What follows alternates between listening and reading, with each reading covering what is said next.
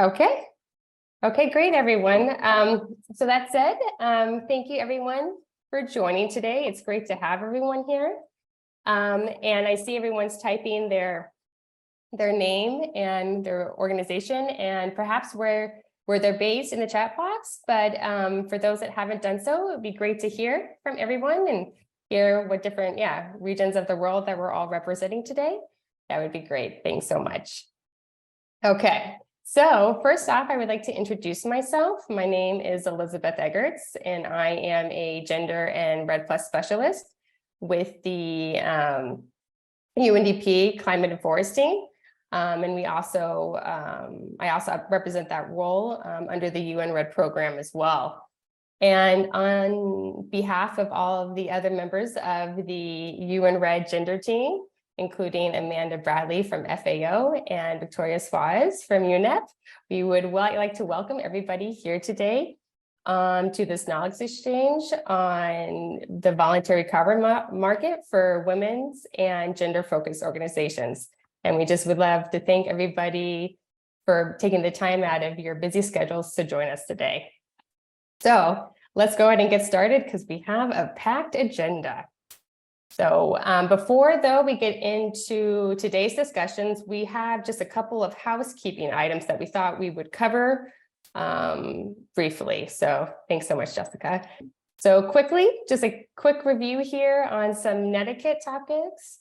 First, if colleagues could, if possible, avoid other distractions. And if you're in other spaces where there's background noise, please make sure that you mute yourself. Unless you're speaking or raising a comment. Also, we want to make this an informal space, so just be comfortable. We are all colleagues and friends here talking about gender, so we hope that we can create a informal space, and so don't be shy and express your comments. We would love to hear from you. Also, in that spirit, we would love if colleagues are able to have everyone share their videos when they're speaking. It'd be great to see everyone's faces for this discussion if possible. As you can also see, we have some discussion going on in the chat box. So please go ahead if you would like to raise a comment or a question to do so in the chat box. If you would like to also make it verbally, we would welcome that as well. We just ask that before you do so to please use the hand function in Zoom, and that should be in the control panel at the bottom of your screen, and just raise your hand if you would like to say something, and then we'll be able to call on you and so that you can have the microphone. Okay, so that's great. And then Jessica, do you want to just also cover just one quick thing on interpretation? I know we covered it already, but just to note that we do have interpretation for today. We have available both in Spanish as well as French. So you should see, here are some instructions here on the screen. You should be able to see an interpretation button, and then just click either Spanish or French if that's necessary. The one thing I do want to highlight is this whole presentation and this knowledge exchange is being presented in English.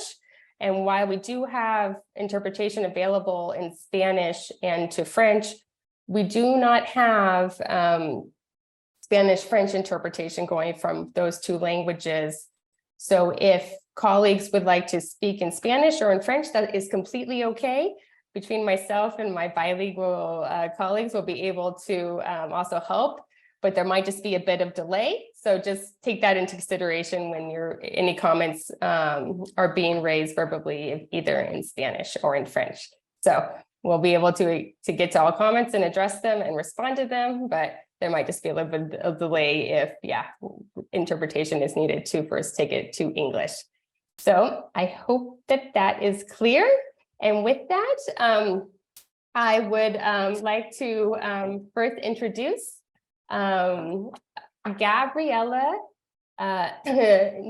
Sotonilo, who is, we are honored to have her today. She is not only the UN Red Gender Champion but she is also the head of the Department of Climate Change and Environmental Services within the National Forestry Corporation in Chile. And Gabriela, it is a pleasure to have you, and thank you so much for taking the time out of your day. And without further ado, I would like to pass the floor to you. Thank you so much. Thank you very much. Can you hear me? It is okay? Yes, yes. Sorry, I gave a thumbs up. Sorry, I should have verbally said perfect. Dear all, thank you for being here with us today. We're hoping you are enthusiastic to participate in this workshop created to listen in your perspective, your voice, about two topics, gender and BCM. First, I want to thank the UN Red team for this opportunity. It's a pleasure, a really pleasure to me to be able to welcome you in this activity that combines these two topics that are very relevant today. And I have to confess that they are one of the two subjects of a study that I think are most passionate about. And I'm talking about gender, I'm talking about voluntary carbon markets. We have a representative here for all over the world and for several institutions, African Forest Forum, UNDP, and also from Gender Tech Enterprise and Wildlife Work. We are really welcome to this activity. As a context of this workshop, we wanted to remark that it's an event part of a larger piece of ongoing UN Red work focusing on promoting the integration of gender into VCM. Of course, focus in this opportunity in the forest sector. All the feedback that we receive from you today during the discussion will be inputs to UN Red Gender Capacity Building Workshop that will be taking place in September of 2023 with stakeholders from VCM governance, structure, the standards that are very important, the buyers, among others. For us, to start thinking and trigger your brainstorming about the participative activity, we wanted to remark a couple of issues that we think that are important to emphasize and keep that in mind during the workshop to go deeper on this later. For sure, you all know, and better than me for sure, you are aware about gender inequity. It's a human right, essential for move forward to just transition, and also for climate justice. Even though this is a really common knowledge, gender gaps continue in this year in 2023, linked to economic opportunity, political power, education, health, among others. As an example of inequity related to forests, we can highlight land tenure. This topic goes beyond to BCM, and it is an essential barrier for women to access to any benefit system instrument that requires for sure document providing the ownership of the land. For some example and figure to consider this, only 18% of agricultural land globally belong to women. That's, I hope you make you think about this. In addition to above, we have climate change that is getting worse every day, and it's another ingredient to aggravate social inequities experienced by women. We desperately need to ensure that actions related to climate adaptation and mitigation to don't get worse gender and social inequities and we really need to push to create positive impacts to help to close the gender gap. Related to BCM, it's been highlighted the massive gender gap in final flows to women engaged and climate stewardship, inequity benefit sharing process, underrepresentation in leadership, management, and project ownership, and for sure developer roles. On the other hand, there is a demand among buyers for carbon credit with higher integrity that focuses to robust social and environmental standards, including growing interest in credit that can provide to deliver better opportunities for women. With this, in this workshop, we are looking forward to bring together your opinions, your ideas, your analysis, your views about what can we do, what can be done to push a specific requirement on gender integration, developing clear guidelines for project developers to move from projects that maybe have some positive effect to women to project focuses to empowering women and effectively improve their life conditions. Thank you very much.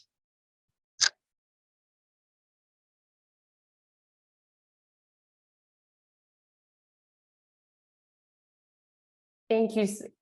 Thank you so much, Gabriela, for sharing your inspirational words and suggestions and highlighting these key gaps here that we're trying to look to discuss in further detail today, as well as also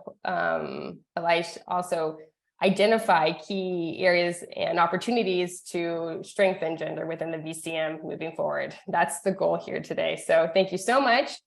And now to continue on with our event, I would like to introduce my UN Red Gender Team colleague, Amanda Bradley, who is a specialist on forest tenure, gender, and Indigenous peoples for Red Plus at FAO, who will now walk us through the objectives and the structure of the event. So thank you so much, Amanda, and the floor is yours. Thanks, Beth. Yeah, so I just would like to give everybody a quick run through of the objectives and the agenda so that you have a good idea what to expect in the session. We have 4 main objectives here. The first one is to provide a brief introduction and overview of the voluntary carbon market landscape. The second objective is to provide a brief overview of how gender is currently integrated in the voluntary carbon market. And then we would like to obtain your feedback on and your perspectives on the challenges and opportunities to mainstream gender and increase women's organizations' involvement in the voluntary carbon market. And finally, we'd like to discuss together some entry points or strategies for addressing these gender gaps in the voluntary carbon market. So those are the main objectives. Then just to run through quickly on the agenda, we're after this, we're going to have a presentation on the Voluntary Carbon Markets 101. So an introduction, basically, from Leticia Guimares from UNDP. Next, we'll have a presentation from Beth, who will give us an overview on the current state of play for gender in the voluntary carbon markets. After that, we're going to move to a group discussion on where are the gender gaps in the voluntary carbon markets. So we'd like to get your ideas where you see the gaps, and that will be facilitated by Sue Phillips from Gender Tech Enterprises. Next, we'll have another group discussion, and that will concentrate on the entry points or strategies for addressing gender in the voluntary carbon markets, and that will be facilitated by Gabriela, who just gave us the opening remarks. And then finally, we'll have a short session on a kind of wrap up and next steps with another member of the gender team, Victoria Suarez, and she's also going to tell us about a brand new community of practice. So hang on to hear about that. So thanks. Great. Thanks so much, Amanda, for this very helpful information. So with this, I will now turn to my UNDP colleague, Leticia, who is a senior global technical advisor with the UNDP Climate and Forest team.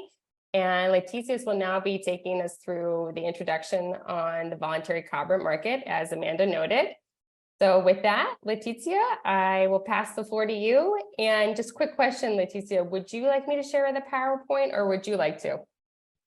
If you can share it, Beth, that would be best because I have only one screen. Otherwise, I don't see the chat or anything else. Thank you so much. Not a problem. And then you can just let me know when you need to move to the next slide. Thank you. Thank you so much. Perfect. Thank you. Greetings to everyone. I am very pleased to be here with you today. As Beth has mentioned, I work as a global technical advisor at UNDP, working mainly on climate finance for forests over the past 2 years with a big focus on carbon markets, both regulatory carbon markets and voluntary carbon markets. But carbon markets for the forest sector haven't been as active in the regulatory framework under the UNFCCC. So this is where the voluntary carbon markets become so relevant for the land use and forest sectors. Beth, if you can go to the next slide, please. So speaking a little bit of the landscape of performance-based finance for forests, to a little bit give you an outlook for the different types of performance-based finance mechanisms that are available for the forest sector. So in this arrow on the left side, you see non-market-based performance finance. This is results-based payments that the REDD+ countries have been working for so many years in their readiness efforts to get access to. The Green Climate Fund is a very good example. It has the REDD+ results-based payments pilot that has invested $500 million in various countries that have shown their results to the GCF. These resources are then reinvested in new activities, but there is no transfer of title, no offset connected to it. So it's mostly public funding from sovereigns, and it's considered non-market-based finance. You have also the FCPF Carbon Fund that is a little bit of a hybrid. Under Tranche A, it also performs results-based payments, but under Tranche A, it is open. So B, performance-based payments, results-based payments, and A, with carbon markets where there is the potential for the transfer of the credits. This means that the credit goes from the account of the host country or jurisdiction that generates the units to the account of those buying this unit. So there is this formal transfer of the credit. Then in the middle, we have the voluntary carbon markets. And just to explain why voluntary carbon markets is a bit on the middle here, is because more and more we see some voluntary carbon market standards being used as well for REDD+ results-based payments, where there is no transfer of the title or of the carbon credit, but the same metrics are being applied to assess if there is performance or not.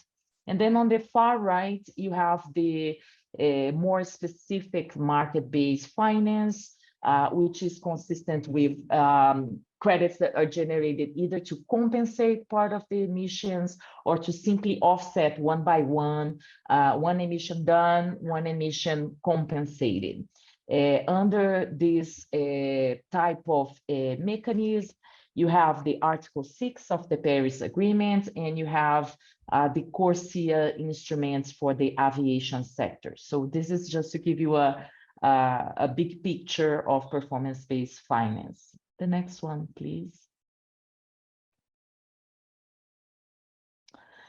Going specifically into the carbon markets so that we have a general understanding of the basic infrastructure of this market. On the left side in gray, you have the supply side, and then on the right side in pink, you have the demand side.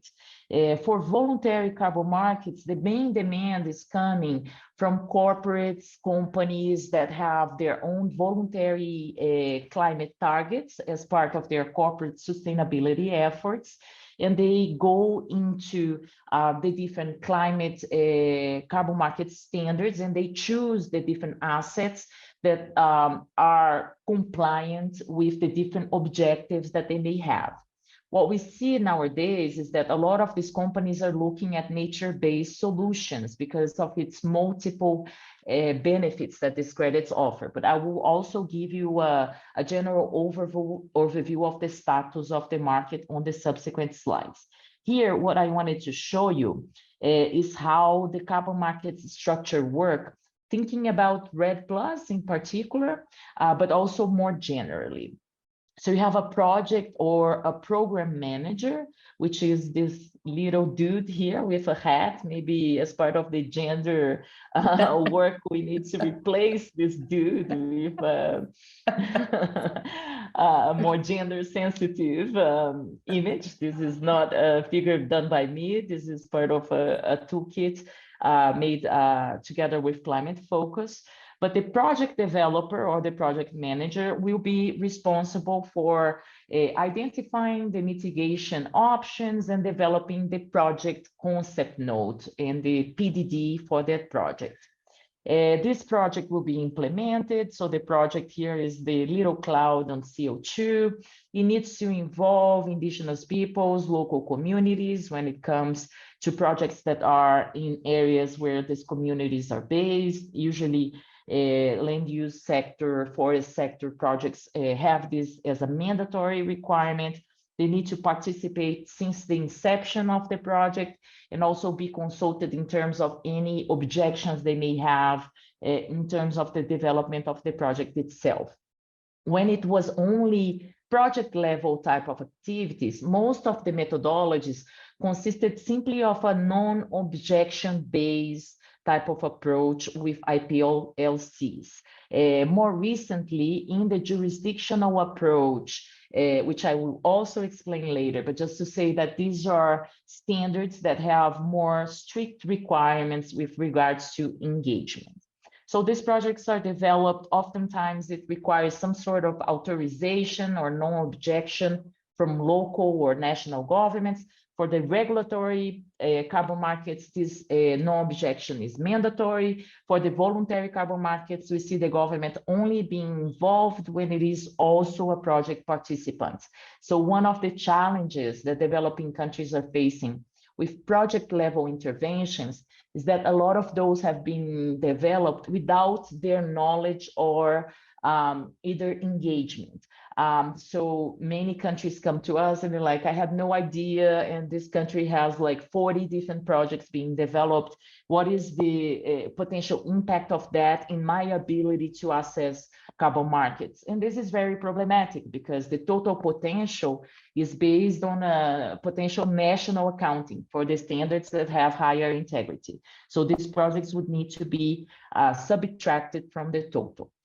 Once you generate the carbon credit on the basis of this carbon standard, and there are various private standards that have different rules and methodologies for certifying the unit as a result of that project, so CO2 emission reductions or removals achieved by that project, this credit is issued in the registry of this specific private sector standard. And then here you have different options. Sometimes this project developed already has buyers or investors directly connected to them. But oftentimes, in particular in the Africa region, you see a lot of intermediaries playing a role in terms of buying these credits at a lower price and doing the resale of these credits to corporates and investors. But these intermediaries are optional, and you could have the direct access of this credit or the project to investors, corporate individuals, and governments, who is the demand side for this type of credits. The next one, please. There are different types of carbon markets. So that general infrastructure was just to give you an idea of supply and demand side. But when we talk about carbon markets, what exactly are we talking about? So this is a little bit what I started bringing to you in terms of the differences between what is a voluntary market, where it's generally firms, cities, universities, or even individuals that decide to buy credits from different types of projects or initiatives to compensate for their own carbon footprint, their own emissions. So I can go and say, okay, I traveled from Panama to Brazil. This has generated 500 million tons. This is not what it has generated. It's much less. Let's say 10 million tons, 500 tons of CO2. So then I go into one of the repositories where voluntary projects are based, and I buy some of these credits. So I know that I have offset my own emissions when flying. Nowadays, you probably have seen when you buy an airline ticket, the airline companies themselves already give you the option of offsetting your own emissions. So this is a little bit of a more flexible type of carbon markets. There are different standards and there are different types of buyers. And this is one of the criticisms that is given by everyone, to say, okay, it's so complex, there are so many options, so how can I know what's good and what is bad? And that's the challenge related to voluntary carbon markets. On compliance markets, you have a specific rule that is determined by as a body that oversees this. And this is important to say that under both voluntary and compliance markets, you can have the domestic markets, you can have regional markets, and you can have international markets. So some of the examples are, you can have the case of Costa Rica that created its own offsetting voluntary nationally. So that's a domestic voluntary market. Also, Costa Rica is selling internationally their voluntary carbon credits. So this is international voluntary market. Under the compliance market, we have the Kyoto Protocol, which was the main instrument through the clean development mechanism, where you had a compliance market, but only developed countries had targets. Now, under the Paris Agreement, we have Article 6, and all countries can engage both as buyers and as sellers of these units. And this is an example of an international compliance market. You also have regional compliance markets, and the good example that everyone knows about is the EU Emission Trading Scheme, or EU ETS. That's a regional compliance market. And you also have the domestic compliance markets. As examples, we have in China, you have actually the subnational compliance markets. In Colombia, you have a compliance market, and many other countries are evaluating how they create their own domestic carbon markets. And these type of markets, they will vary according to their characteristics. So voluntary carbon markets, by definition, they have no impact on the regulatory framework of the Paris Agreement. So if a transaction is done that is strictly voluntary between either a country or a project with another country and a private entity, there is no requirement to discount this credit from the NDC account. So there is no corresponding adjustment to the NDC, which is this concept created under the Paris Agreement. Can be used for their corporate responsibility, their own net zero efforts. Domestically, you don't have this type of discount as well, because there is no international transfer of the units. So when you have this discount from the NDC, from the climate targets from the countries, is when it's under the compliance markets. So one of the examples that UNDP is working with is a cooperation between Ghana and the government of Switzerland for the generation of these units. So once this unit is transferred from the government of Ghana to the government of Switzerland, there will be a discount in the NDC of Switzerland, which is the corresponding adjustment. But this concept, by rule, does not apply to voluntary carbon markets. But the caveat here is that this distinction between voluntary and compliance carbon markets is not as rigid. So you could have two countries that decide amongst themselves to use a voluntary carbon credit for compliance under Article 6.2. And this is the main reason why I wanted to bring this distinction to you, so that you understand that even though those are voluntary carbon markets initiatives and transactions, if two countries, the one that's hosting the project or the initiative, and the one that's buying the project or initiative, it can be a country, it can be a corporation. If they agree that there should be a discount on the NDC, that there should be a corresponding adjustment because one of them wants to use for a CORSIA target or their own NDC, you could have a voluntary carbon markets transaction that is used for compliance. So it's important that we understand that these voluntary carbon market standards have all the requirements, meet all the requirements to potentially be transformed into a compliance transaction. I know this is confusing. We can go back to questions, but as of now, let's let this sink in and potentially move forward to the next slide, please. So here, I wanted to also bring this concept of offsetting. We hear offsetting a lot, and there is a lot of criticism with carbon markets because of this idea of offsetting that became something that comes from the Kyoto Protocol, from the Clean Development Mechanism in the late 90s, when you had this idea that 1 ton reduced elsewhere would be compensated for 1 ton emitted in a developed country.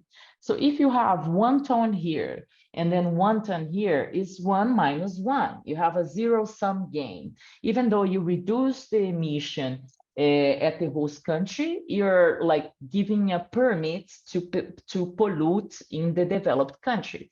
So there was a lot of criticism in terms of social justice, what is meant in terms of responsibilities from developed countries for the abatement of their own emissions, but also with the corporates, because giving the right to pollute and allowing these companies to continue on a trajectory of either increasing their emissions or maintaining high levels of emissions without leading to these substantive reductions that we need is not aligned with the Paris Agreement targets or goals.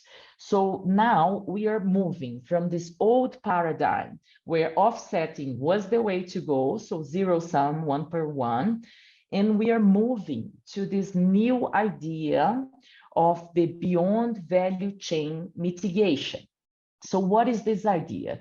That you don't only compensate 1 ton emitted per 1 ton reduced, that you will go reducing your emissions as much as possible, to the extent that's possible that the technology allows you to do, but making substantive investments on your own value chain for reducing these emissions. You would also make investments beyond your value chain in other projects to reduce emissions elsewhere, not necessarily only your value chain. And you would have a residual emissions that you would then compensate or neutralize, but mainly using carbon removals. But under the beyond value chain mitigation initiatives, you would also use reductions. So this is a concept that is starting to get traction, and it goes away from the zero sum and brings the idea of investments that are additional and that leads to the reductions beyond the zero sum. So it's an interesting concept. It's being discussed a lot today, and I wanted to bring so that you could have this in mind when you have discussions about carbon markets as well. The next slide, please.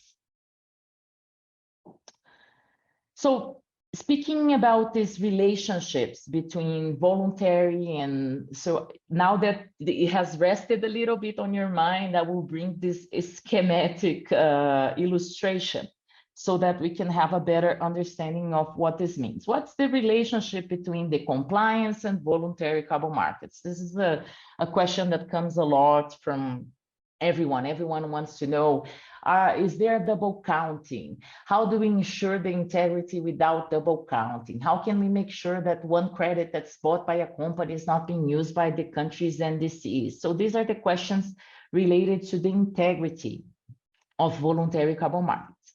It's important to highlight the integrity of voluntary carbon markets goes way beyond what is carbon accounting. I think discussing this with gender experts is almost repeating myself. You already know this, but there needs to be gender consideration, that needs to be safeguards, social and environmental safeguards consideration, that needs to be other considerations for credit to be considered of high integrity. But when it comes to the integrity of the accounting for the carbon, there was a lot of discussion about double counting between voluntary carbon markets and compliance markets. And this has been solved in a way through Article 6 decisions, which don't mandate, do not oblige voluntary carbon markets transactions to be deducted, because the UNFCCC, which is where all these discussions are held, does not have the mandate to regulate voluntary carbon markets. These are voluntary, it's non-regulatory. There's no way that the UNFCCC can set a rule for a private standard. So it goes beyond its mandate. But what they did is create a pathway or a way through which voluntary carbon markets credits can also be recognized if the two parties to the agreement decide to do so. So the key trigger or the key element to decide if there is a corresponding adjustment or not is the express authorization of the host party, of the host country, where this project or jurisdictional approach is being implemented.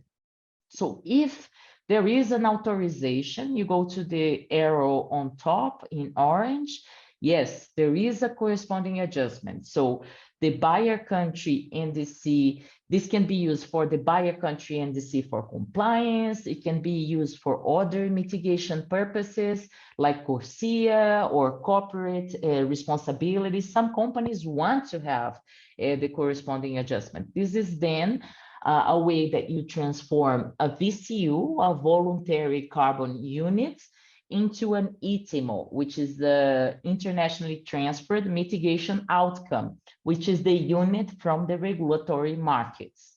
But you can also not have the authorization from the host party. So when there is no authorization, there is no corresponding adjustment. And this unit can be still used by a host country domestic voluntary market or contribution to that host country's NDC. So it's not double counted internationally.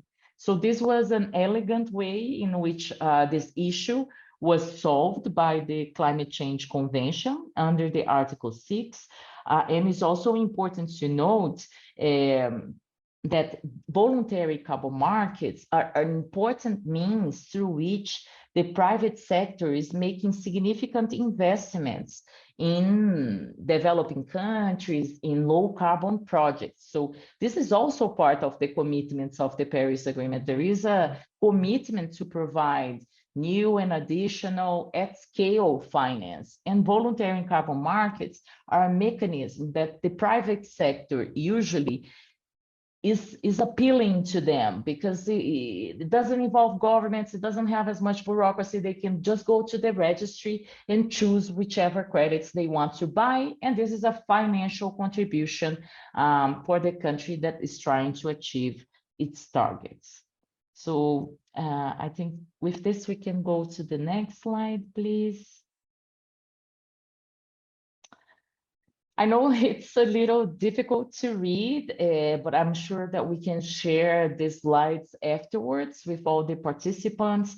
I just wanted to make sure that you have the information available to you about the different types of standards and what do they mean. No? So I've been talking a lot about project level versus jurisdictional level, traditionally, most of the initiatives in voluntary carbon markets for the forest sector were being developed at the project level. About 90% of the total REDD+ credits that currently exist, they use the methodologies from VCS, the REDD+ methodologies under the VCS. For those who have seen the Guardian article and a lot of the scandals that have been brought up in recent months, culminating even with the resignation from the CEO from Vera after this scandal about the integrity of these carbon markets, of these carbon projects, forest carbon projects. Because what would happen is that different project developers would push to the limit the methodologies that were set. So methodologies for land use and forest sector, they have a little flexibility to accommodate the different circumstances that you find on the ground. But unfortunately, you always have people who are trying to game the system for their own good. So what they would do is push the baseline, which is the reference used to see how much results they would get, to the limit. They would use references of high pressure areas of deforestation as a reference for areas that didn't have the same amount of pressure. They wouldn't put in place the right mechanisms to address risks associated with leakage of these emissions going to another area, because they were only controlling the project area in which they were operating. They were also not putting in place the right safeguards in risk measures to address any potential social and environmental impacts that these projects could have. So this has come a lot in the media, has been heavily criticized. And what we saw with the evolution of REDD+ throughout the years is that the way that people think that we can address that is ensuring a higher scale implementation. So the Warsaw Framework for REDD+ already has this approach. You cannot implement a project under the Warsaw Framework for REDD+ because it's recognized that there are too many risks and the impact is very little compared to the impact that we want to have with REDD+. So this is when the jurisdictional approach has been taking off and taking more and more attention from various buyers. The two standards that are considered of higher integrity because they are implemented at the jurisdictional level and are therefore aligned with the UNFCCC approach to REDD+ in cooperative approaches, carbon markets, is the jurisdictional nested REDD+ with Vera, which is well known as JNR Vera, and the trees, which is the REDD+ Excellency Standard under arts, the architecture for REDD+ transactions. Sorry, there are so many acronyms, but those are the two standards that are implemented either at the national level or one level down, where you have an administrative body that supervises that jurisdiction.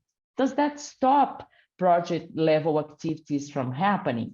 No, you can still have project level activities that are being developed using even different standards or not using standards. You don't have to have certified credits from all projects. There is so much transaction costs involved with the development of projects. If you do at the jurisdictional level, you bear the cost at a higher scale, you reduce the cost, but you still can have projects being implemented at the local scale, looking at the local specificities, but those need to be nested into the jurisdiction, nested being linked into the jurisdiction. And I think my next slide explains a little bit what nesting actually means.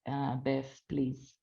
No, there is a slide, sorry. The flow of this presentation is not so great. My apologies. So much information, and when you're doing it, you're thinking one way, and now presenting it, maybe the nesting should have come before. But just giving you this overview of carbon markets, this is in general, this is not only for nature-based solutions. So you see here the amount of registered projects, so 4,435 projects, and the amount of credits issued by activity types. So you see that there is a lot of renewable energy projects, but the amount of credits being generated by nature-based solutions is much higher. So even though you have fewer projects, these projects generate more credits. And it goes back to the integrity issue I was discussing before.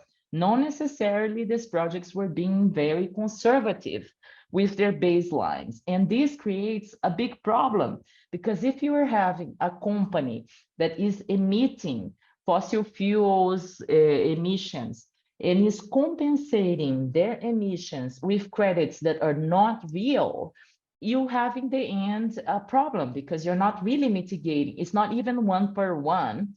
You're using less than 1 to compensate for 1 emission. So this is why we need to be very understanding of these challenges, so that we can also understand how to best navigate the different types of credits that are created in these markets. And then here for the overall sectors, you see that BCS corresponds to more than 60% of the total projects and credits being generated. But then again, as I said, for the specific REDD+ sector, 90% of the total credits issued are coming from BCS. And here you have a little bit of the idea of from the marketplace of value of transactions per category as well, on top here on the graphic, on top of the donuts. So you see that the value for VCM transactions in the forest and land use sector is significantly going up, while the other categories have maintained a little bit of the same value. So this shows the increased interest, as I was saying before, for nature-based solution credits. Next one, please. Here is the overview of the nature-based solutions projects in voluntary carbon markets. So we see here on the top, the 2 pies, first the registered projects by activity type. So you see that afforestation and reforestation used to be big, but now not so much. There is a lot of avoided deforestation, which is another issue in terms of some questioning done for HFLD type of credits, but you also have a significant contribution from reduced emissions and emissions from the deforestation and degradation. And then when you look again, different project types versus the amount of credits issued, that's when avoided deforestation may become an issue, because these avoided deforestation credits don't necessarily mean an actual reduction in emission. So when you're using this type of credits to compensate for credits for emissions from the from fossil fuels, this issue of the offsetting can become problematic in terms of integrity. But of course, we need to recognize the importance of providing scaled up finance to forests that are already standing. So the importance of HFLD countries receiving the financial recognition for the efforts to maintain this forest as well. And this is where we connect back to the new paradigm, the new idea of beyond value chain mitigation. So this could be an important area for significant investments from companies, but that these credits not necessarily are used for the company themselves to compensate for the emissions, but they still would make this type of investments as part of their contribution to overall climate change mitigation. So just bringing these concepts together for you as ideas to be further discussed. On the bottom here, these graphics show the amount or the volume of non-retired credits per different activities. This already goes to show, so non-retired volumes are the ones that haven't been procured, haven't been bought, and taken out from the registry. So as you see, avoided emissions is not, is generating a lot of credits, but not necessarily is having the same traction in terms of being used and being retired. And then the amount of credits being generated on the right here by host countries and that have not been retired.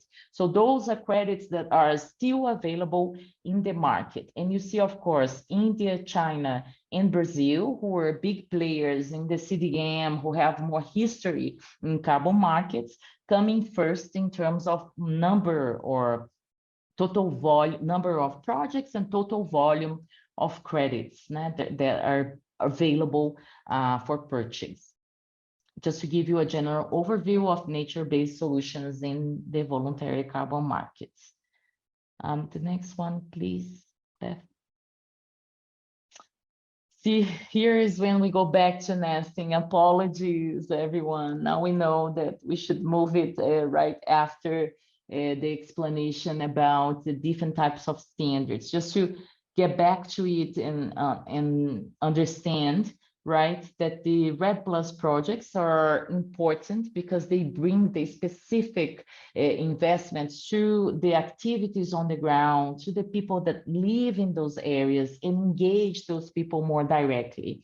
It's also a great opportunity to bring in private investments because usually corporates, they feel safer working with other private sector entities that are implementing projects. They can go there, take the specific pictures with people on the ground and show my money went specifically to this area. And these are the investments and the changes that have been made.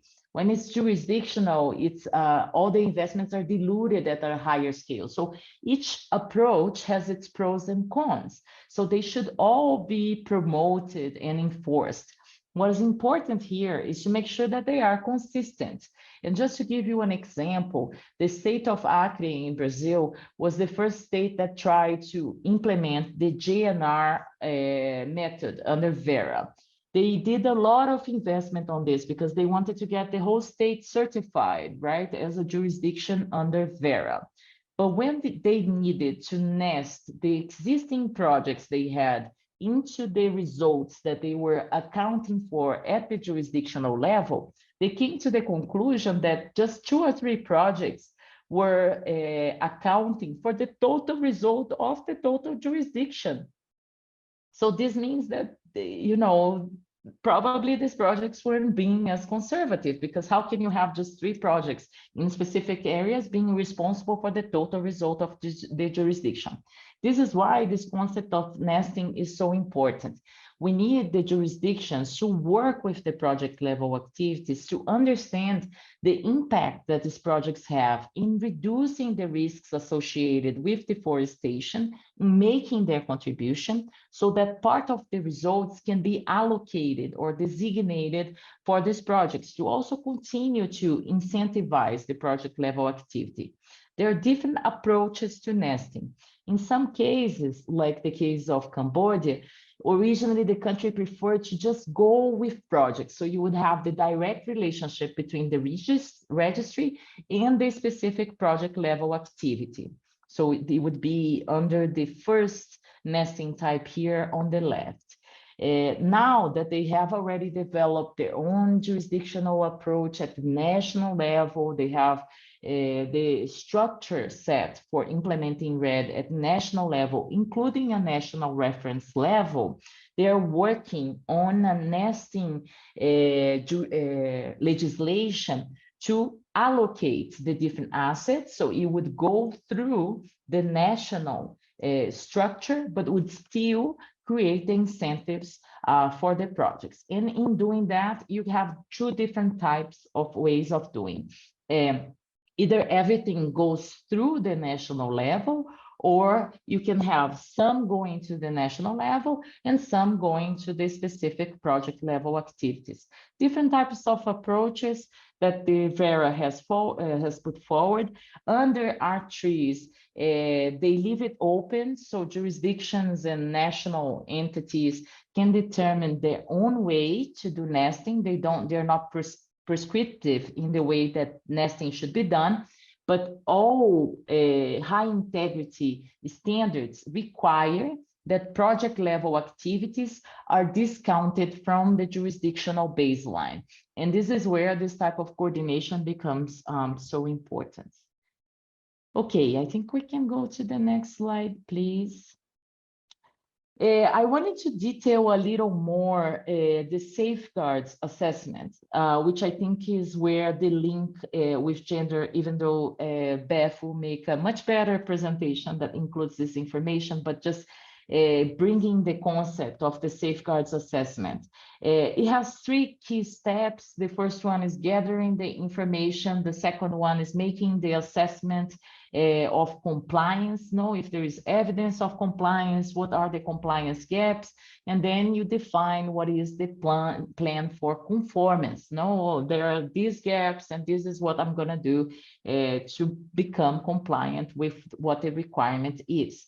There's different types of safeguards requirements depending on the standard, but they are all floating around the same guiding principles.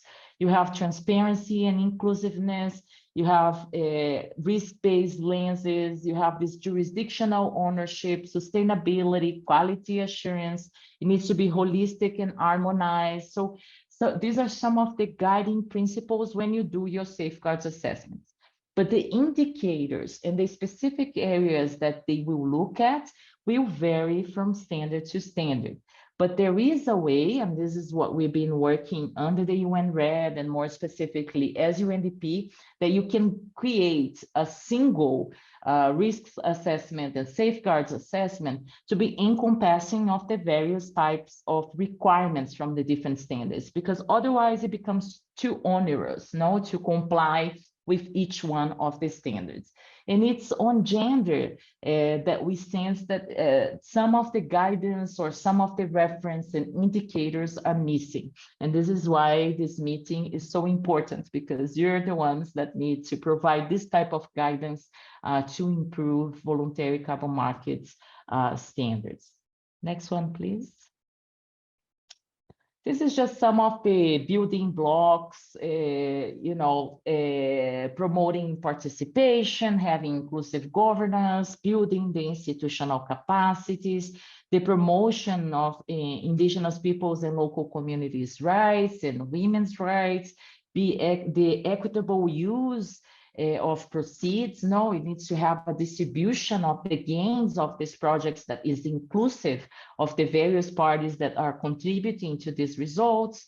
There needs to be verified and reporting of these indicators as well, because for many, many years, the verification was very much focused only on the carbon elements. It was only with R3s that the idea of verification of safeguards indicators came about in the voluntary carbon markets. So this is a very interesting progress that was made, but we still need to be very cautious and alert to be tracking how these are being implemented to make sure that this is not just greenwashing, to make sure that this is in fact promoting the right principles on the ground. Also important to have a functioning grievance mechanism, because you need to make sure, even though you have everything in place, something can go wrong, right? And usually it goes wrong for one person or another. So you need to be sure that you have the right channels and mechanisms to allow for those that are impacted by these activities to put forward their potential complaints. And this just in general, not only for carbon markets, are important building blocks for an effective, sustainable initiative on the ground. So we see this as going well beyond voluntary carbon markets, but strengthening the types of interventions that are done at the various levels. The next one, please. I think it would be my last slide, and apologies, I think I passed my time. I just wanted to highlight to you that the issue of integrity of carbon markets in general, but in particular of voluntary carbon markets, has been a key topic of global discussions and of concern from buyers, but also from sellers. And we have two very interesting global initiatives that are working very hard to provide principles and guiding criteria for determining what are high integrity standards, projects, and credits. So on the supply side, you have the ICVCM, which is the Integrity Council for Voluntary Carbon Markets, that has created a set of principles of what defines a high integrity carbon project. And then on the buyer side, because again, integrity is not only of the credits, but it's also of the use of the credits, which is the change in paradigm that I was bringing to you on that second slide.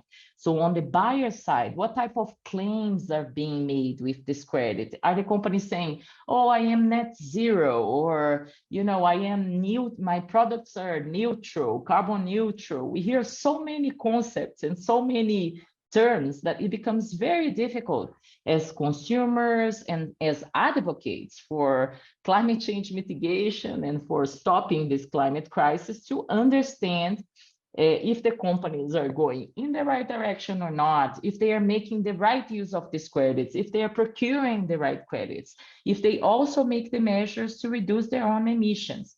And this is where the VCMI, the Voluntary Carbon Markets Integrity Initiative, is working very hard with the claims code to provide some guidance to these companies on how they can make the specific claims when they are using voluntary carbon credits as part of their broader climate change mitigation strategy. This is my last slide, I believe, Beth, is that right? That I is hope correct. I didn't bore you. It was a lot of information. I look forward to receiving your questions and remain available to assist in any way. Thank you so much. Yeah, thank you so much, Leticia. As you all can see, the VCM is quite the complex and complicated it's arena, I guess would be a nice way to say it. So, but thank you so much for trying to simplify it and condense it down into a 35 minute presentation, which is not so easy. So thanks so much for that, Leticia. This is actually fantastic information to have. I hope colleagues here have also found it very informative and useful for your work moving forward. Now that said, and just looking at the time, I'm wondering here, colleagues, if I'm guessing that there might be some questions and comments, and just to be mindful of the time, what I'm going to ask colleagues here to do is if you could put any questions or comments or feedback you would like to give in the chat box, and then we can do a few things with those comments and questions. Leticia, if it's something pretty easy you can answer now, great. What we can also do, if it involves a bit more of a back and forth or longer message, we can also follow up. We're saving the text in the chat box, and so we can follow up with colleagues post the event and answer any questions that are also raised there. We are also, as mentioned by my colleague Amanda, we're developing also a community of practice, and that is now online, and we'll be sending that link post the event, and we can continue discussions on that as well. So are colleagues okay with that moving forward? I'm just going to hop to the next presentation if that works for everybody. And I'm going to guess, okay, I have one thumbs up from Kira, thank you, and from Jessica, and from Leticia. Okay, great, everyone. Thanks for everyone's flexibility. And let's go ahead and move forward. Let me just pull up my presentation. Give me 1 second, and then I will be sharing my screen.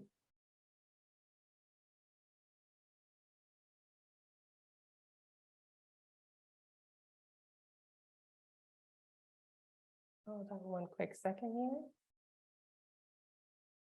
here. Okay. right now. Can colleagues here see my screen? Yeah, we can, Beth. Yeah, thanks, Jessica. Okay, great. So, perfect.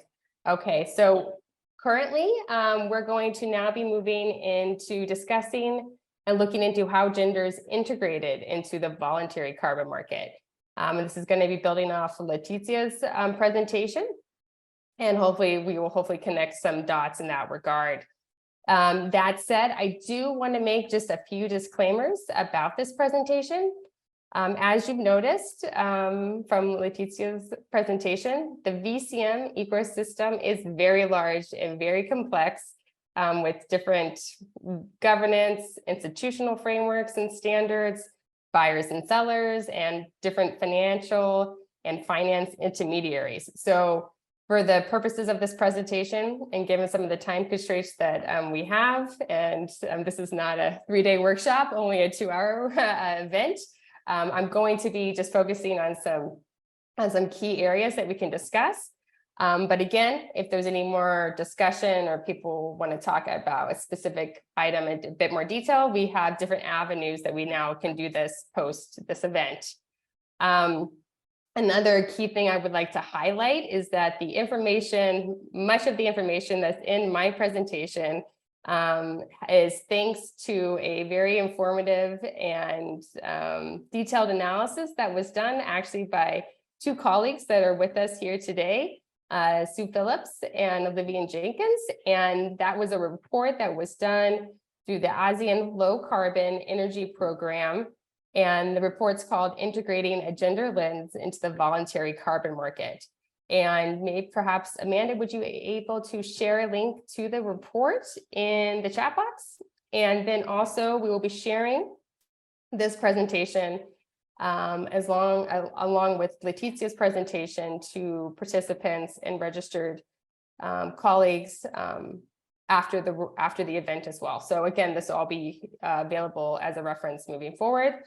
And I just wanted to note that the presentation is heavily informed by this report. And so thank you so much to Sue and Olivia for your efforts in this regard. So let's go ahead and get started.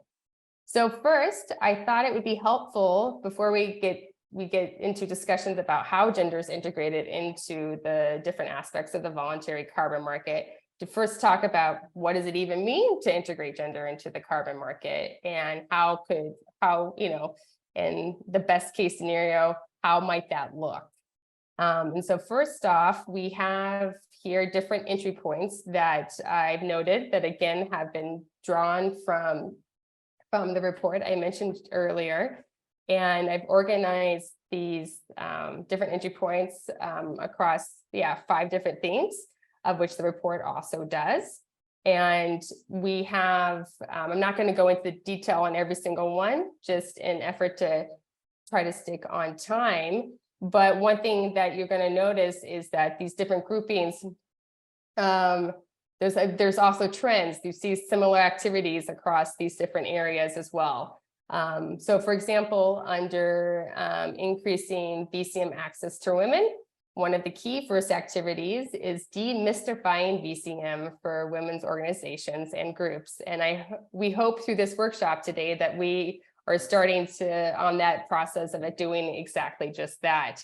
And then also another key area is under this entry point theme is building capacity to women entrepreneurs and groups on the VCM. On a similar aspect, the VCM is a very complicated, I'm trying to say very complicated animal, one could say. So it's very key that all these actors that in order to make it equitable also know what it means to be engaging with it. What does it mean? Where they're involved in projects, where does that fall? How can they get access? How can they also receive benefits? And this is a key issue that Gabriella raised in her opening remarks.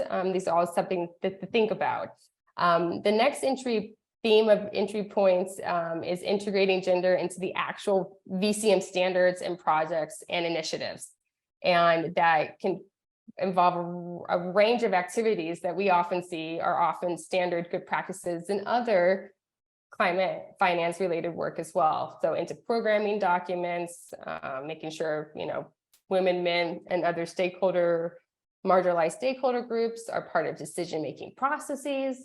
It's clearly always, doing awareness raising on gender and capacity building on gender as well, and that sort of thing. The next key entry point here would be creating demand for carbon credits that are actually looking, that also, address gender and women's empowerment principles, and they show achievement on gender and women's empowerment as well.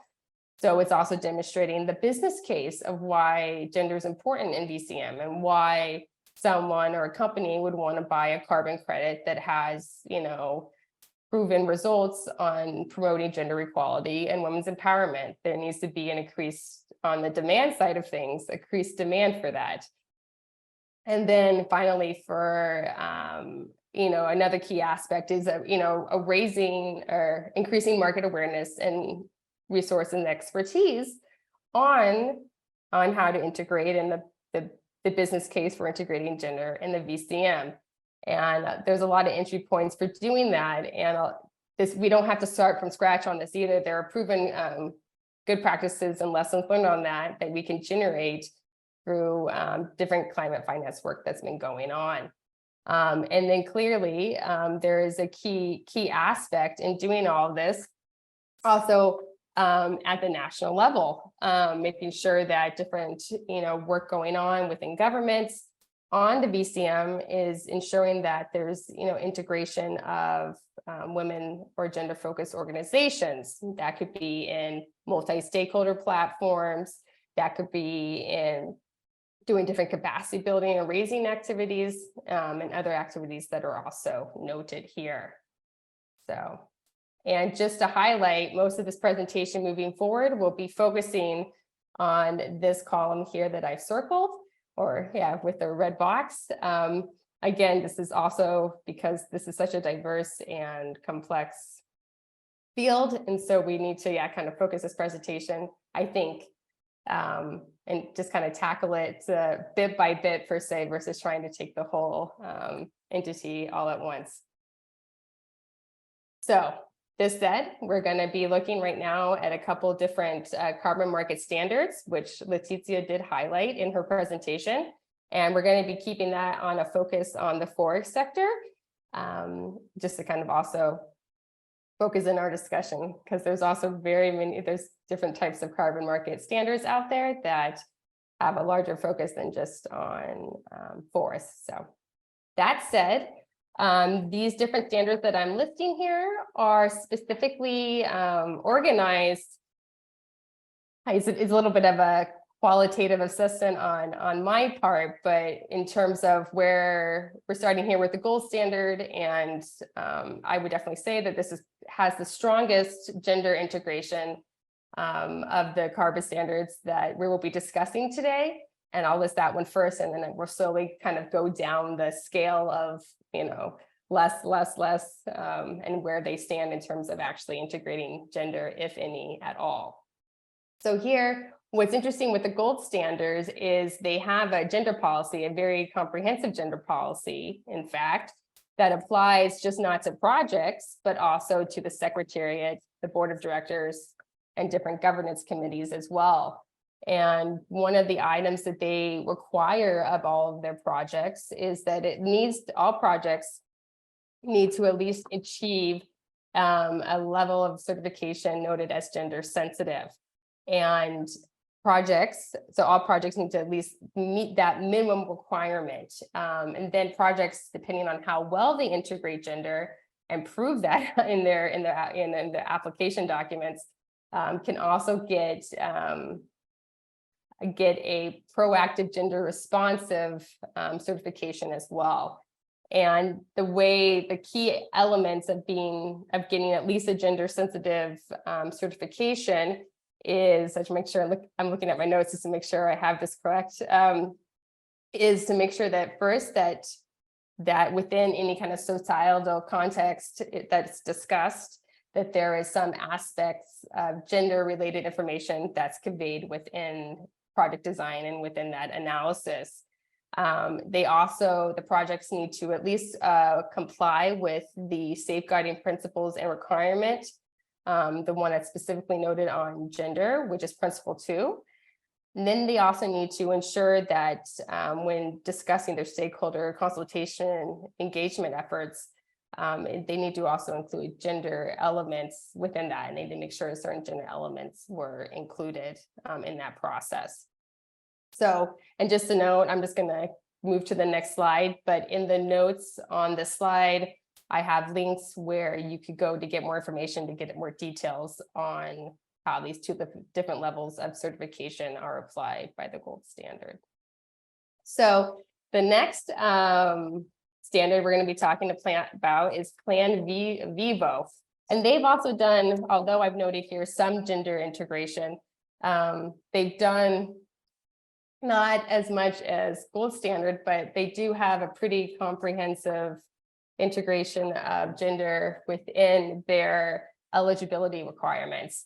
And I just noted some of them here. Again, I won't go too much into detail given the time, but what you do see here is that what's key, and which I think many colleagues here know about, is that it's really key to make sure that we're not just integrating gender into an analysis, any socioeconomic analysis, and also into the project document, but that it's also being integrated into baseline requirements or indicators or some kind of other aspects that make the projects accountable to the gender considerations that they're actually including and discussing.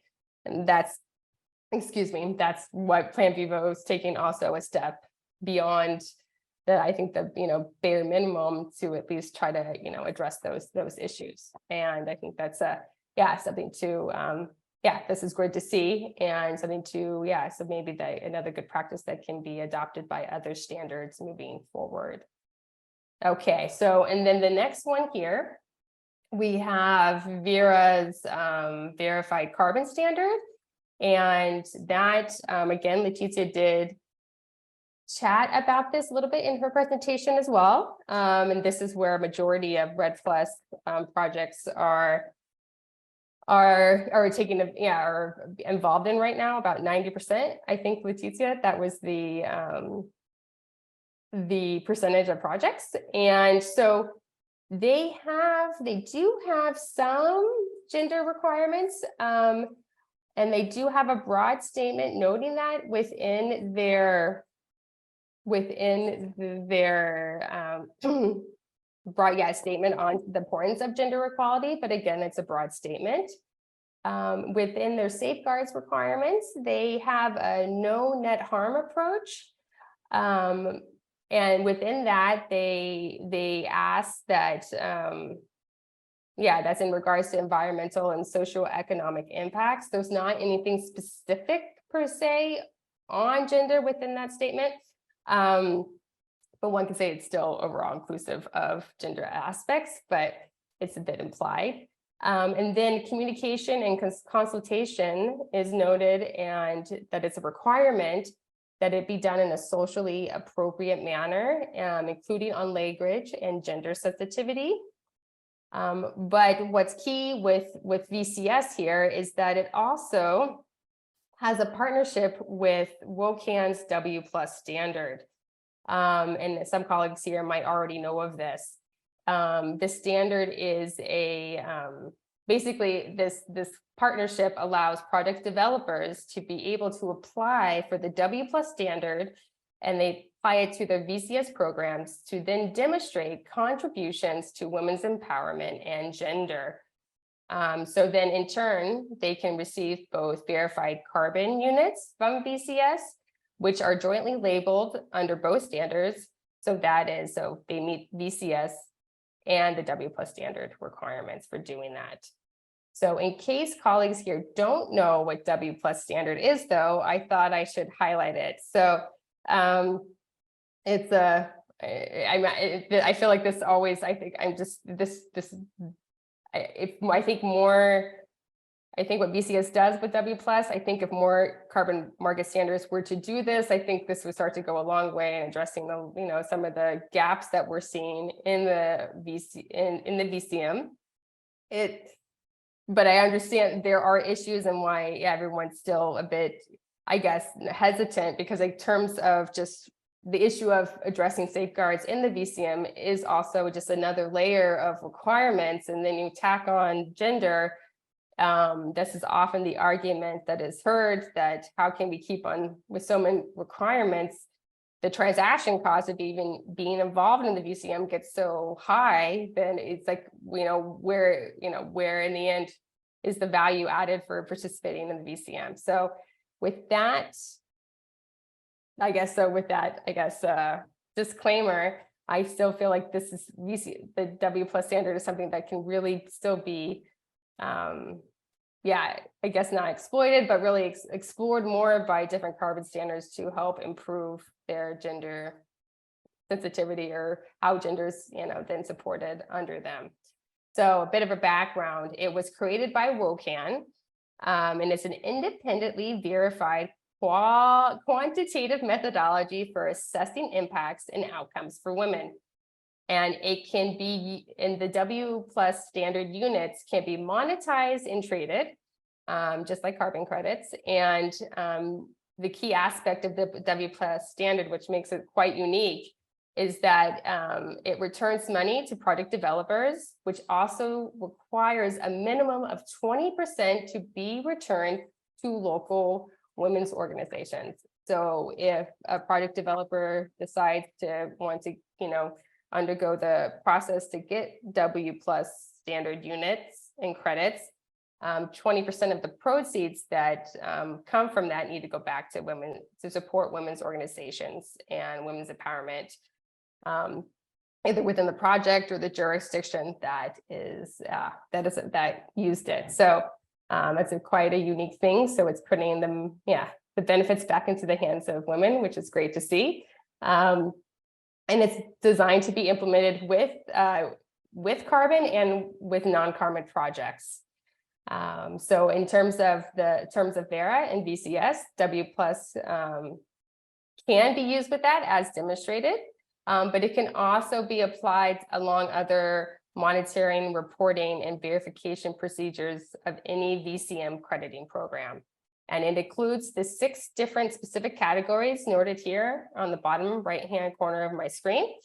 So you can measure different impact to women amongst these different categories, and you can pick and choose and select. You could do 1, you could do all 6, mix and match. So, and this is where, they focus their work. Okay, so just really briefly, this is the next one we're going to cover is the REDD+ the Environmental Excellence Standard, which is developed by ART.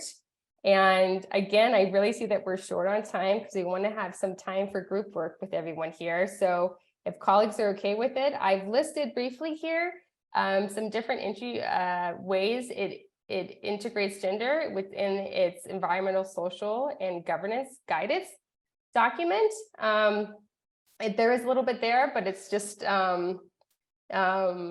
it's quite brief, but it is there, and it's a good starting point to maybe build up and build off for our trees in the future.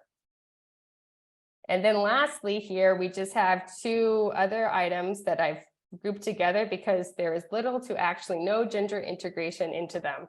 One is the Climate Action Reserve, and the other is the American Carbon Registry.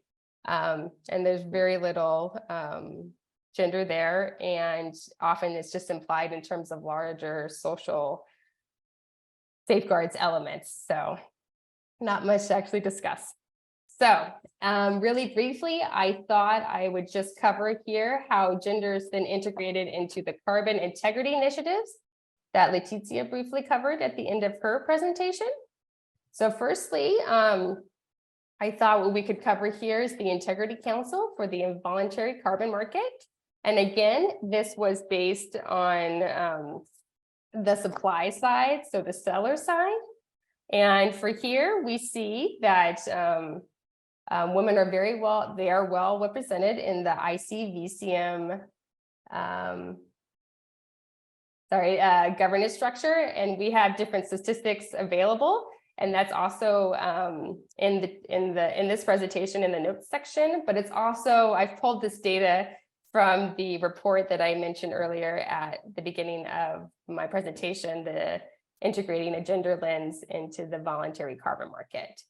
And also recently, I think it was March of this year, the ICVCM developed their core carbon principles, in which one criterion is on gender, and it calls for these 3 different items that would need to be required, complied with for the mitigation activity at hand. So whatever that might be, it needs to meet these 3 requirements. And then lastly, and this will be the end of my presentation, on the buyer and demand side, we have the VCMI. And again, it's very nice to see that women are also well represented in the current government structure of VCMI. I forgot that there's no I there, but it's supposed to say VCMI. And one of its 10 principles is equity-oriented action. And it also highlights in its provisional claims code some basic considerations on gender that we often see, based on no discrimination on the basis of identity, gender, race, ethnicity, as well as the need to protect rights as related to gender, among others. So with that, I am going to stop. We are now, let me stop sharing my screen. We are now moving to the next phase of our workshop, and it's great to see the colleagues have stuck with us through all these presentations. It's most appreciated. And now hopefully we would love to hear from you. We will stop talking. I want to first just thank everyone for their time. And we are going to be moving now to some group work that we will be doing in plenary. We actually have it split up between 2 different sections. And the first one we have, if we could spend about 10 or 15 minutes on, is looking at hearing from colleagues here on where you see the gender gaps in the voluntary carbon market, and where you think, maybe some gaps that can be addressed. And to do that, Jessica or Amanda, would you be able to share the Easy Retro link in the chat box? Perfect. So my colleague Amanda had just put into the chat box a link to an Easy Retro board that we'll be using for this group work. And just to give some quick tips on how to use Easy Retro, I'm not sure if colleagues here have used it. It's quite easy. It's like Mural in the online platform. It's where colleagues so we all can type into it and it updates in real time. And I will also be sharing the Easy Retro board on my screen so that, so that we can, so colleagues here who are on different devices can still see it. And given this, I would just like to say that, I'm going to share my screen right now. I would just like to say if colleagues can either click on the link that's in the chat and type in their own comments or questions on the Easy Retro board itself, or you can type in comments and questions and points you want to raise in the chat box, or you can just verbally raise them here as well. So we would love to hear from you. And if I just want to quickly show you really fast how this might work, we have listed an example for, we've had this split up across some different columns in effort to help organize ideas and kind of get ideas flowing and started for everyone. And perfect, people are already starting. So to just add You just click on the plus sign if you want to add a comment. See, I could just click here and then I type and then I click save. And it should, yeah, and then it saves. And you can, like Facebook, you can give a thumbs up. Yeah, so it's pretty easy to use. So if colleagues don't have any other comments, I want to pass the floor to my colleague, Sue Phillips, who will be leading this and facilitating this group work. Sue Phillips is the CEO of Gender Tech Enterprises, and she's also the lead author on the report I keep on raving about and speaking about. So thank you so much, Sue, for helping us today, and I will pass the floor to you. Thank you. Oh, thanks, Beth, and yeah, well done for getting across so clearly what's a very, another complicated report, but hopefully folks will have with interest, will have a chance to go and have a look afterwards. But now this part of the session is all about hearing from you. So yeah, and it's great you started already sharing your thoughts. For those of you who've got some experience, you really want to draw out the experience that you have to have a rich set of issues here to highlight, and for the UN Red Gender team to take forward in informing this capacity building sort of session for the market later in the year. And so look, we've got some there. Do people, so Beth, so do we want people to make verbal comments as well, or just want to sort of encourage people to? Both. So we're ready. So okay. Amanda and Victoria are ready to take notes if people are verbally making comments, and people are using the board too. So yeah. So if anyone wants to jump in rather than use the board, then please take this as an opportunity, to do so. Don't be shy. We really just get on in there with your experiences and thoughts. What are the priorities? What are the priority issues that we and gaps that we really need to highlight? Hello, Monica. Hi, Monica. Go ahead. Yeah. I am from VI Agroforestry in the East African region, and we have carbon projects in the region.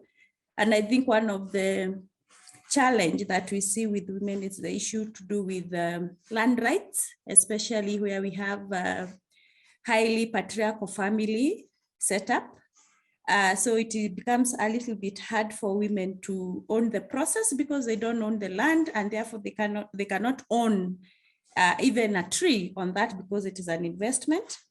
The other thing that has been a challenge is also the process of data collection, monitoring, validation, verification. It is quite tedious, and knowing the roles that women have in Africa, sometimes it can be very complex for them to be able to take part because they have competing roles. They are the domestic workers, for example. They take care of the sick.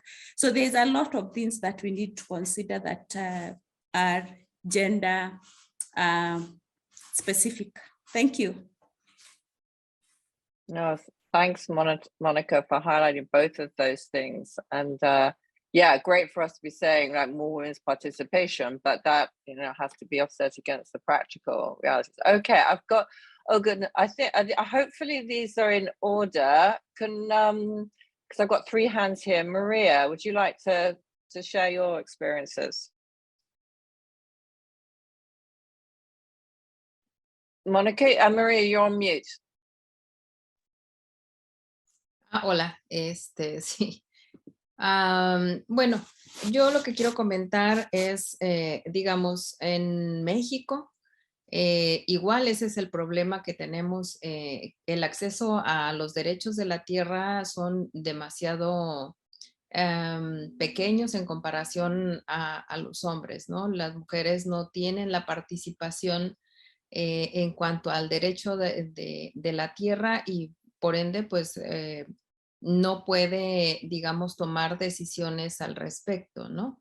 Creo que este sistema patriarcal pues está en muchos países, pero sin embargo creo que aunque las mujeres no tengan derecho a la tierra, creo que sí se puede buscar la participación de las mujeres con trabajo en el territorio, pues, ¿no?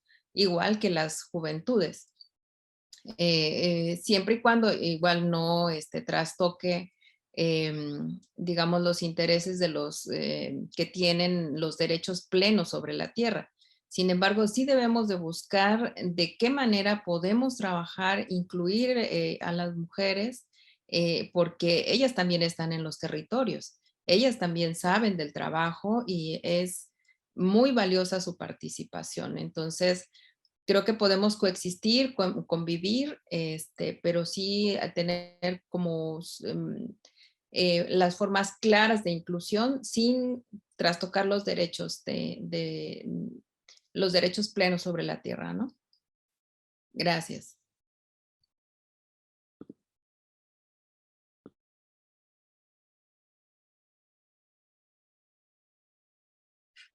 Sorry, I'm muted. Maria, thanks for raising the issue of land. I think this is going to keep coming up as an issue.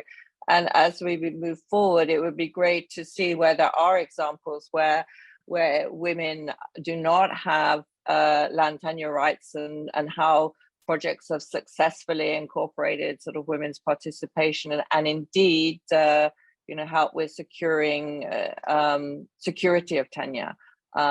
Let's hear now from, is it Males? Sorry if I mispronounced Males. Hello, thank you. You are okay. It's Miles. Thank you. Miles from Zambia. Yeah, I'm Miles from Zambia.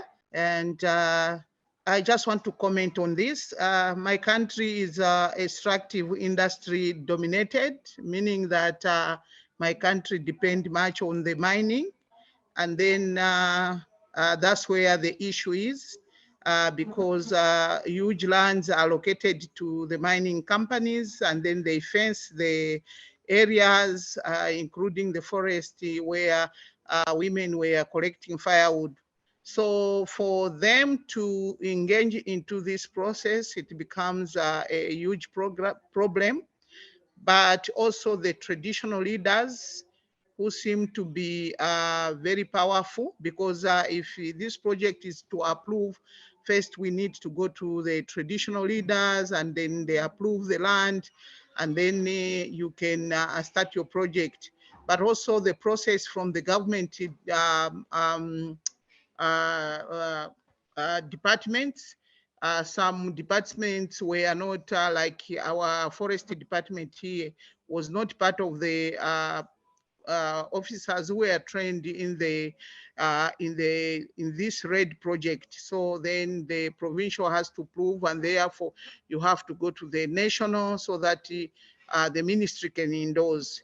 So looking at all these processes, we find that this carbon trading issue has got many obstacles on our part, but also the issue that my colleagues have highlighted already. My country, 90% or 80 to 90% of land lies in the traditional leaders who are so powerful.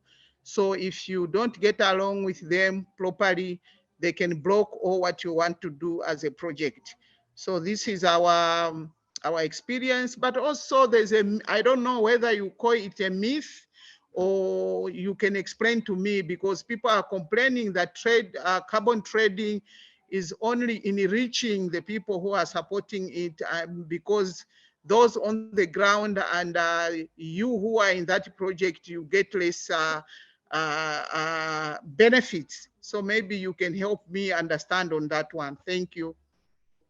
No, thanks for the really good points there. I think there's the two new points are not raised yet. I haven't seen.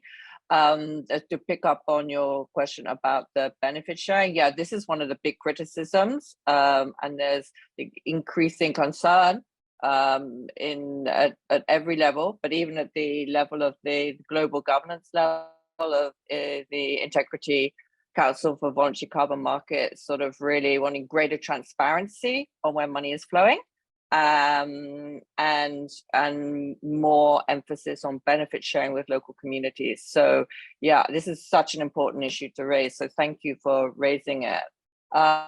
Prudence, can we hear your thoughts from your experience? Thank you. My name is Prudence and I'm speaking from Zambia as well. So it's a pleasure to speak after another Zambian. And first of all, I just want to say that I solely resonate with what Monica and Maria have said. But the other challenges that we have faced, I'm from Community Markets for Conservation, COMACO, and we're actually very active on carbon trading.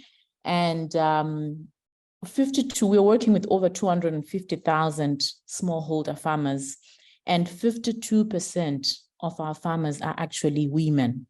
And from that, what this means is when we're looking at agroforestry projects, when we're looking at sustainable agricultural projects, when we're looking even at the cookstove projects, it's women that are participating more. And the way we do the payouts for the carbon credits is through a community benefit sharing scheme.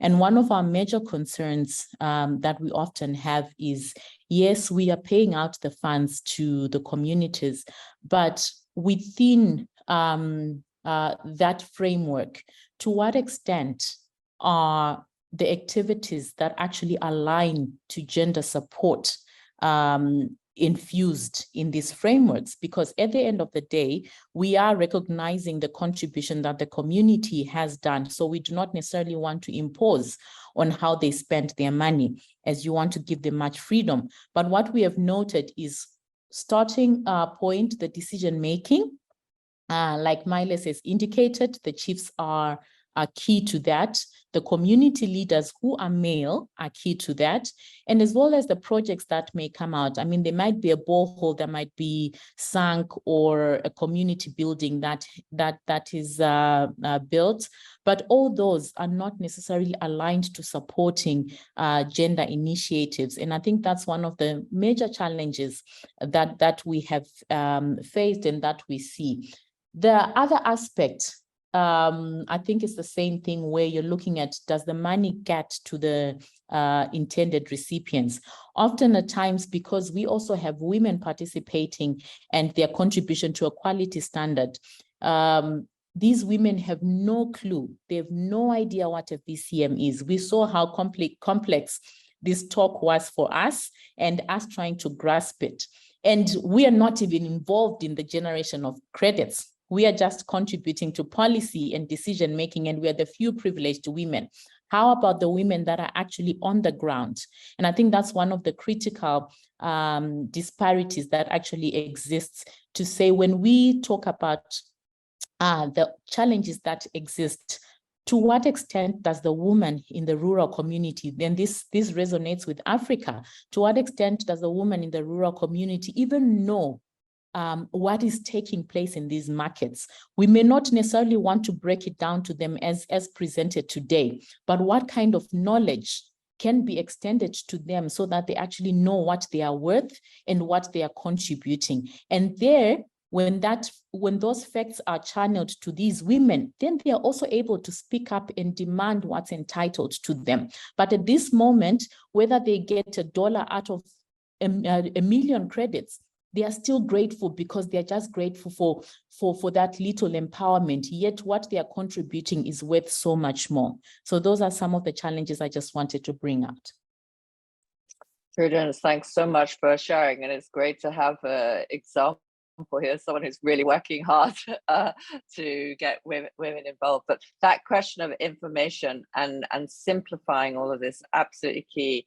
Keep hearing this. So I'm definitely in favor of putting that at the heart of initiatives to get more women involved in carbon markets. Doreen. Okay, thank you so much for this opportunity. And that's a lot of information that has been shared. And thinking through, I was wondering, even at this level, it's a bit complex, how much more or less those at the community level and those women who may not be educated. Let me put it that way. So what I want to bring to the fore is the fact that there isn't much information. That is a challenge within this VCM that needs to be addressed. Otherwise, this whole thing is going to even entrench on the vulnerabilities of the already vulnerable in society, who are mostly women and youth. And aside that, we need also to have or consciously integrate qualitative and quantitative indicators. Sometimes you're able to put in the quantitative indicators when we are trying to develop the projects or design the projects. But when we are talking about change at the local level, at the community level, we need to also integrate the qualitative indicators, so that as we are measuring by way of monitoring and evaluation, we are able to pick up the signals. What is actually changing? Are we becoming better off, or we are getting worse off with these voluntary markets that are coming up? So I think these are areas that we also need to look at when we are developing projects around the voluntary carbon markets. Thank you very much. Great, thank you for sharing those points. I think there's anyone else wants, I mean, there's loads. I can't keep up with the things that are on the screen here, but we might. It's great to see. Yeah, absolutely. Fantastic. You know, sometimes you have these kind of silence after long presentations, but not when you're working with a group of women. So it's always the same. So it's so good to see.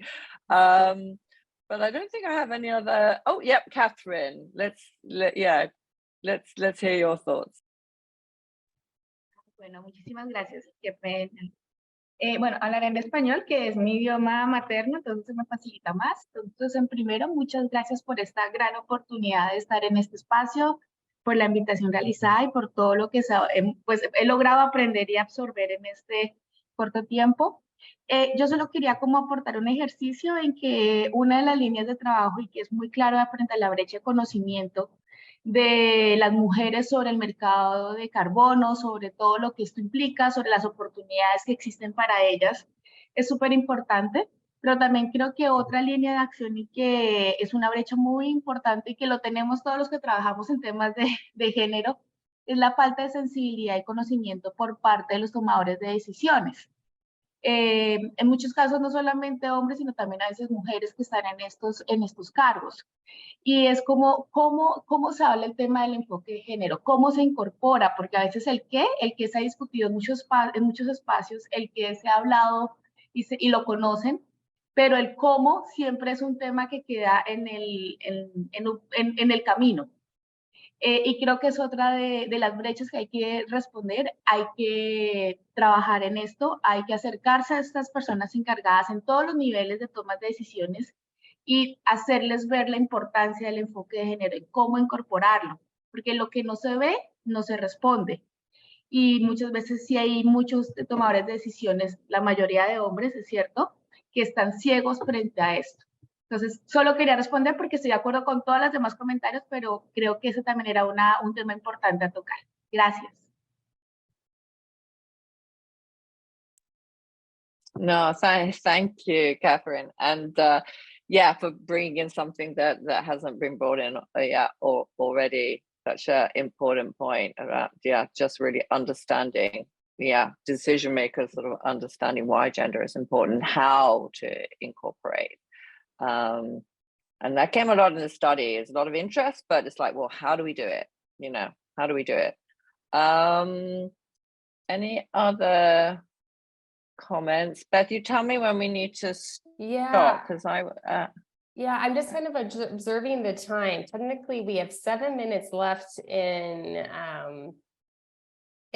for the event, and we had one other group work which was focused on a very similar topic, but instead of talking about gender gaps in the VCM, to now kind of switch gears and look at how opportunities for addressing those gaps in the VCM. So ideas about how gender could actually then be integrated into the VCM. And again, the board, we were using Easy Retro, and the board was set up in a very similar fashion. But this said, I don't know how everyone's time is, and I want to just be respectful of that. So my thought is, given this, is that maybe we should take the discussion on the opportunities for integrating gender into the VCM discussion, move it to the community of practice that we've been hinting and baiting about the whole event today. So would colleagues be okay with that here if we just kind of move towards a discussion on next steps and wrap up this event, and then we can continue discussions for those who want to engage on the community of practice online and throughout however long we want to, so throughout the summer and the rest of the year on this topic. Because the goal is not to have this be a one-off activity, but to really kind of create momentum on this topic, to really try to, you know, get a bit of leverage and momentum going on this and get others engaged. Would this work for everyone here?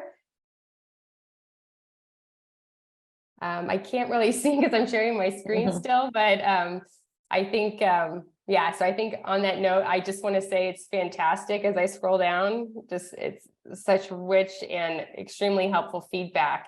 And this is really going to be helpful in informing our work under the UN Red program on how we can continue to promote gender in the VCM and with whom and with which actors and how. So we've got work cut out for us, as this clearly demonstrates. So we just really thank colleagues here because we're here to learn from you actually on how and where we can help and push. So thank you. So thank you so much also to Sue for facilitating and on this rubric exercise, and for all the knowledge and information that you've contributed to this area and discussion. It's been great. Yeah, thank you. It's a pleasure, and it's so exciting to see this whole initiative sort of take off, which is great. Just to say also, there's a few comments in the chat box to add to the whiteboard if whoever's recording them that we. Perfect. That are there. Thanks. Yeah, thanks so much, Sue. And also, sorry, thanks for, I just wanted to flag that as well. So these easy retro boards are publicly accessible.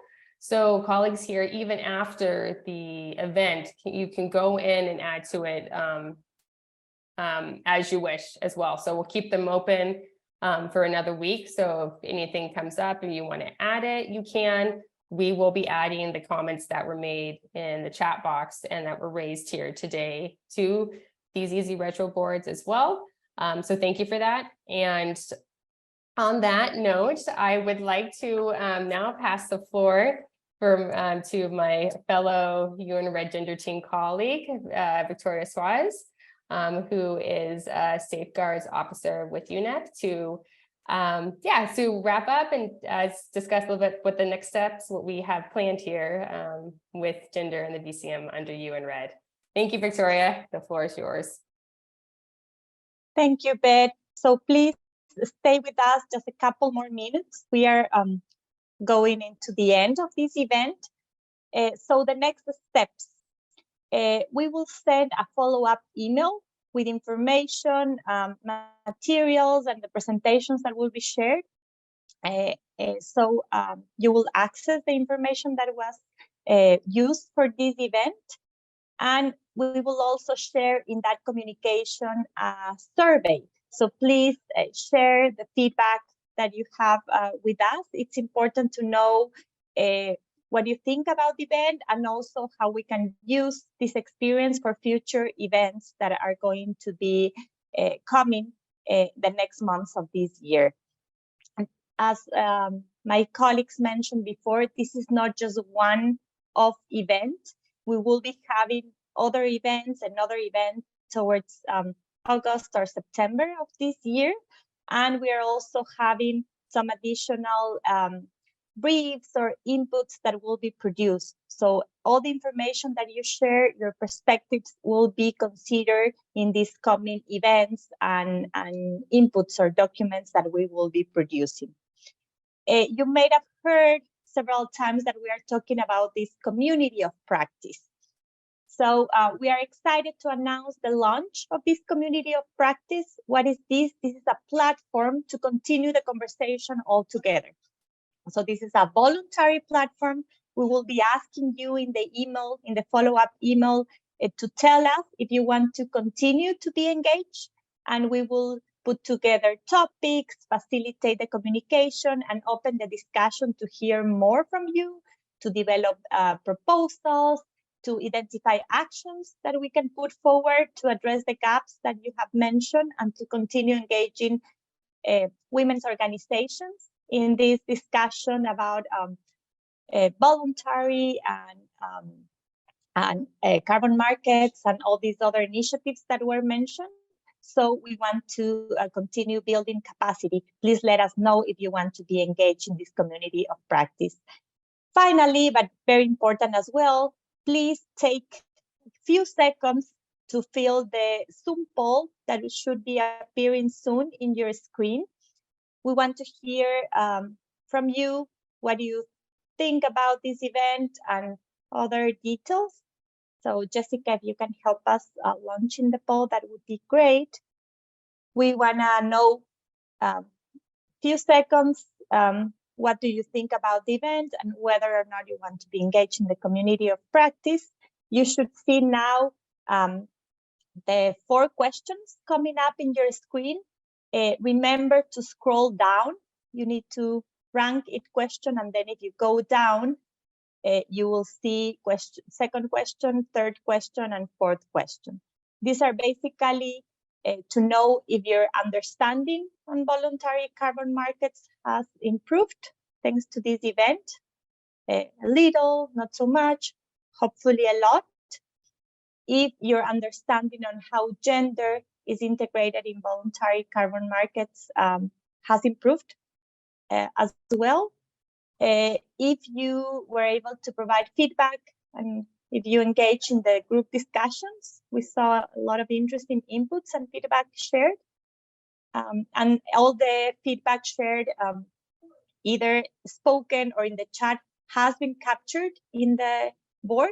So we were doing that as you were sharing your thoughts. And finally, the last question, it's about the community of practice. We want to know whether some people want to be engaged or not.